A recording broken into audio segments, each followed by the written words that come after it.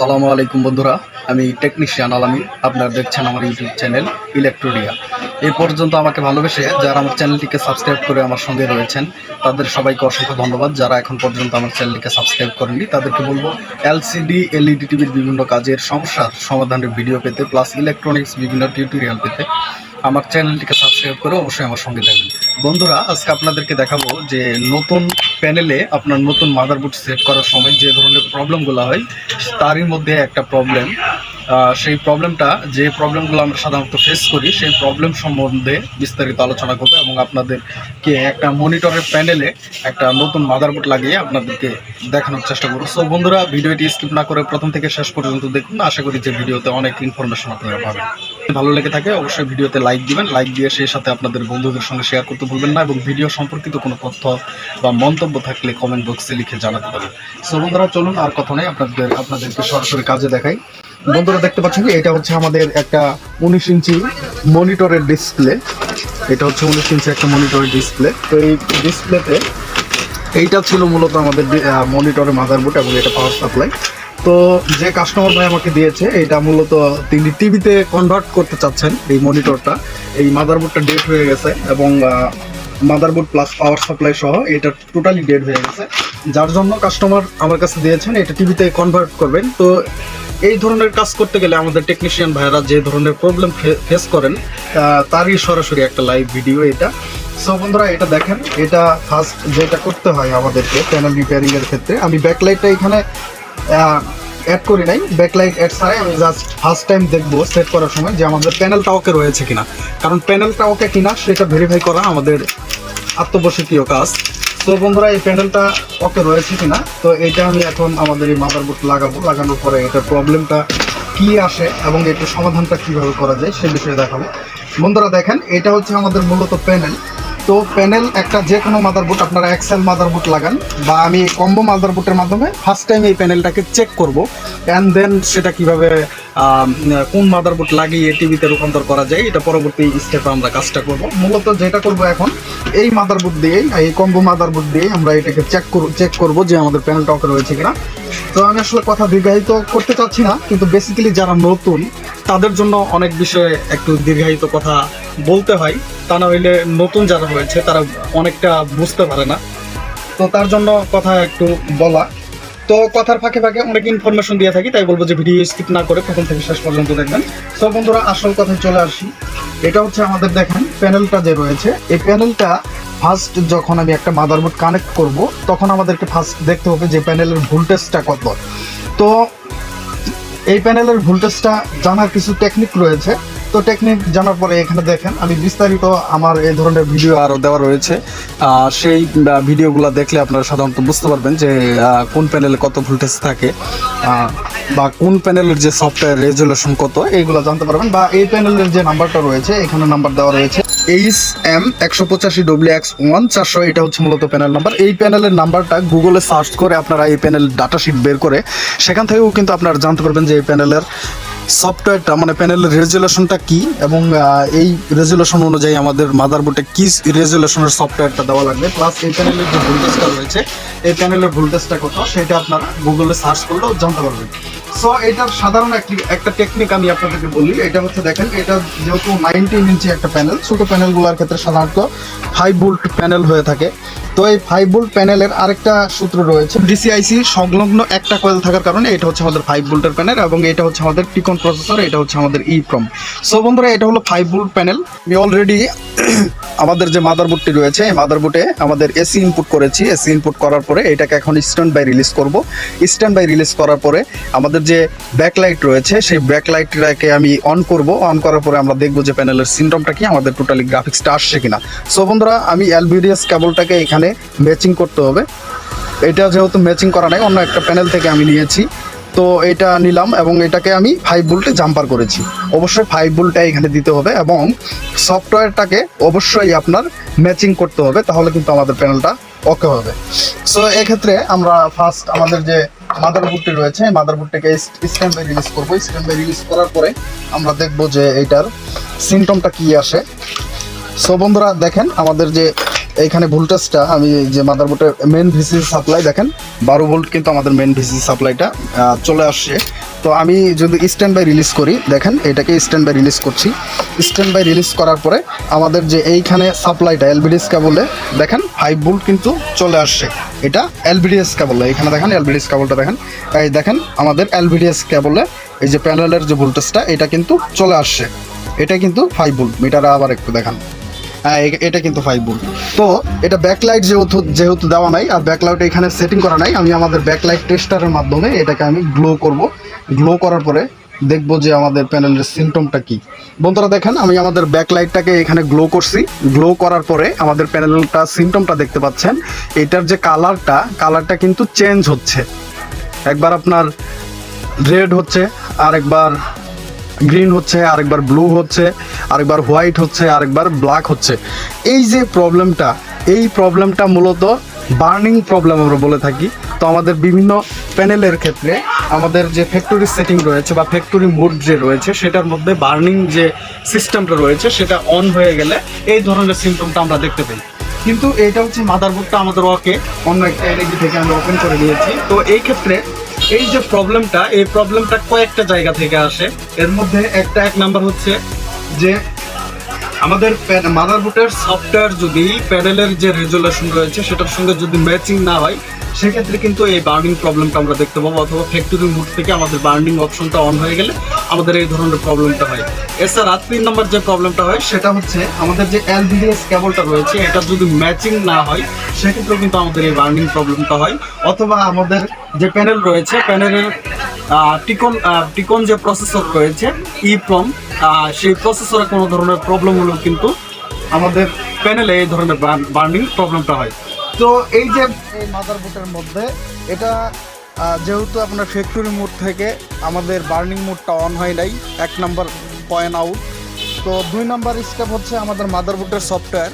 তো মাদারবোর্ড এইটা যে প্যানেলটা রয়েছে প্যানেলের ডাটা শিট অনুযায়ী এই প্যানেলের আমি ডাটা শিট দেখি নাই, কিন্তু এই প্যানেলের আমার যে কাজের অভিজ্ঞতা স্কিলস সে থেকে বোঝা যায় এই প্যানেলটা রয়েছে আপনার 1366x768 রেজুলেশনের একটা প্যানেল। তো এই মাদারবোর্ডে 1366x768 পিক্সেল রেজুলেশন দেওয়া রয়েছে, এটারই সফটওয়্যার দেওয়া রয়েছে। তো এখন আমি হার্ড ডিস্কের যেটা বলবো, আমাদের এলভিডিএস কেবলটা প্রপারলি এখানে ম্যাচিং হয়েছে কিনা সেটাকে ভেরিফাই করবো, আর যদি না হয়ে থাকে সেটাকে ম্যাচ করবো and then দেখবো যে আমাদের রেজাল্ট। তো বন্ধুরা এটা ম্যাচিং হয়েছে কিনা সেটা আমি আপনাদেরকে একটু ভেরিফাই করে দেখাই, যেহেতু এটা অন্য একটা টিভিতে ছিল। হ্যাঁ, তো নতুন টেকনিশিয়ান ভাইরা এইভাবে লাগানোর পরেও যখন ভিসিসি সাপ্লাই এখানে লাগাচ্ছেন, গ্রাউন্ড ওকে রয়েছে, হোয়াইট মার্ক দেওয়া রয়েছে, এই এলভিডিএস কেবল কানেক্ট করার জন্য হোয়াইট মার্ক দেওয়া রয়েছে। এই পাশটা হচ্ছে আমাদের ভিসিসি সাপ্লাই।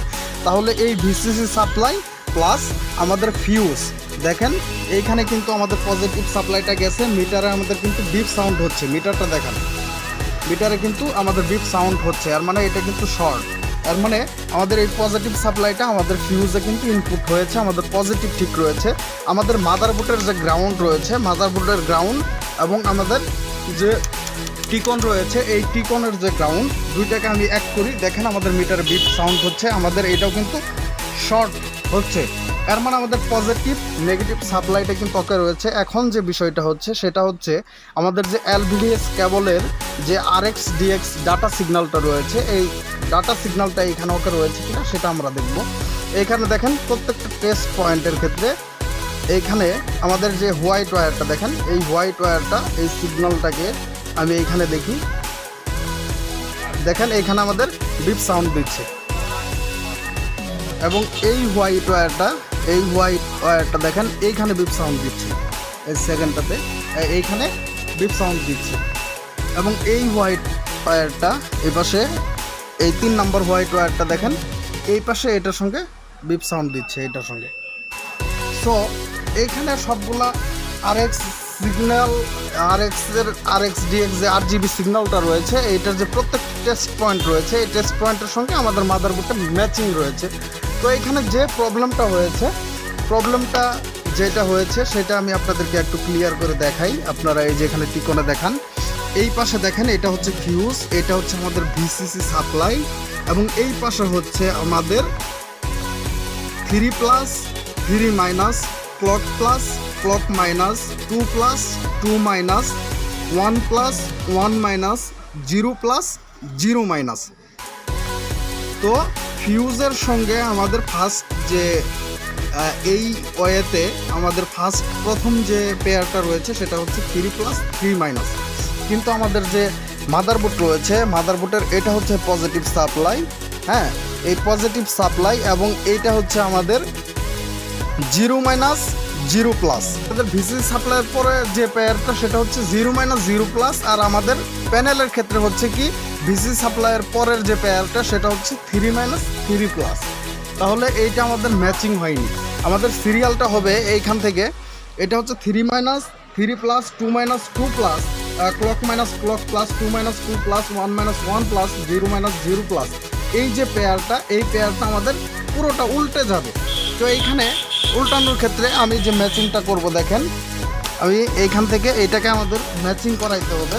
এটা আরেক প্যানেলের ক্ষেত্রে আমাদের ম্যাচিং ছিল, কিন্তু এই প্যানেলে এসে আমাদের এই ম্যাচিংটা হয়নি, বিধায় কিন্তু আমাদের এই প্রবলেমটা হচ্ছে। আপনারা চাইলে আমি যে প্যানেল নাম্বারটা আপনাদেরকে আগে বলেছি সেই প্যানেলের নাম্বার অনুযায়ী আপনারা গুগলে এটাকে সার্চ করে প্যানেল ডাটা শিট বের করে সেখান থেকে আপনারা এটা রেজুলেশন দেখতে পারেন, অথবা যে কোনো চায়না মাদারবোর্ডের যে RxDX সিগন্যালটা রয়েছে সেটাও আপনারা দেখতে পারেন। আমি আপনাদেরকে আরেকটু ক্লিয়ার করে দেখাই। এই যে দেখেন একটা মাদারবোর্ড, তো এটা আসলে নতুনদের জন্য ভিডিওটা অনেক বেশি কাজে আসবে। সো ভিডিও স্কিপ না করে প্রথম থেকে শেষ পর্যন্ত দেখুন।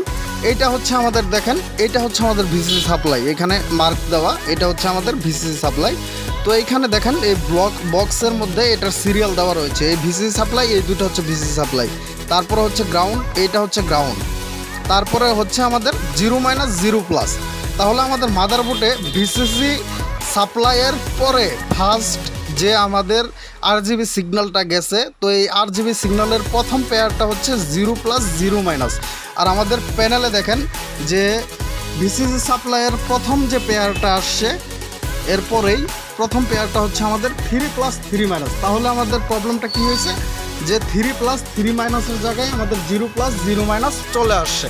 এই যে বিপরীতমুখী একটা পেয়ার, এই পেয়ারের কারণে মানে Lvds কেবল ম্যাচিং না হওয়ার কারণে কিন্তু আমাদের এই প্রবলেমটা হচ্ছে। তো আমি এখন এটাকে ওপেন করবো, এখান থেকে ওপেন করে এটাকে ম্যাচিং করবো। ম্যাচিং করানোর পরে আমরা দেখবো যে আমাদের প্রবলেমটা সলভ হয় কিনা। তো প্রত্যেকটাকে এখান থেকে ওপেন করে নিতে হবে। বন্ধুরা, আমাদের যে প্যানেলটি রয়েছে এখানে দেখেন আমাদের যে 3 প্লাস 3 মাইনাস ছিল এইটাকে আমি ওপেন করে নিয়েছি, এবং আমাদের 0 মাইনাস 0 প্লাস যে ছিল এইটাকে আমি ওপেন করে নিয়েছি। মানে 3 মাইনাস 3 প্লাসকে আমাদের লাগাচ্ছি আমাদের 0 মাইনাস 0 প্লাসে।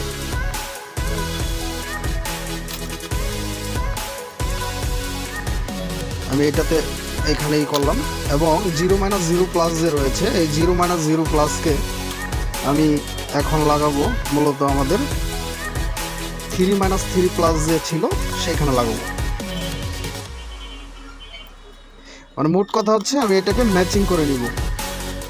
তো আমার এখানে যারা ট্রেডিং করে, তো এই প্যানেল মাদারবোর্ড সহ A to Z প্রশিক্ষণ তাদেরকে দেওয়া হয়, এবং এই ব্যাপারে বিস্তারিত প্রশিক্ষণ দেওয়া হয় যে কোন প্যানেলের কত ভোল্টেজ থাকবে, প্লাস কোন প্যানেলের কী রেজুলেশনটা থাকবে। এটা প্যানেল দেখেই যাতে বুঝতে পারে সেই ধরনের বিস্তারিত এখানে প্রশিক্ষণ দেওয়া হয়। তো যারা CRT টিভির কাজ করেন, LED LCD টিভির কাজ শিখতে চান, তারা স্ক্রিনের নাম্বারে যোগাযোগ করতে পারেন।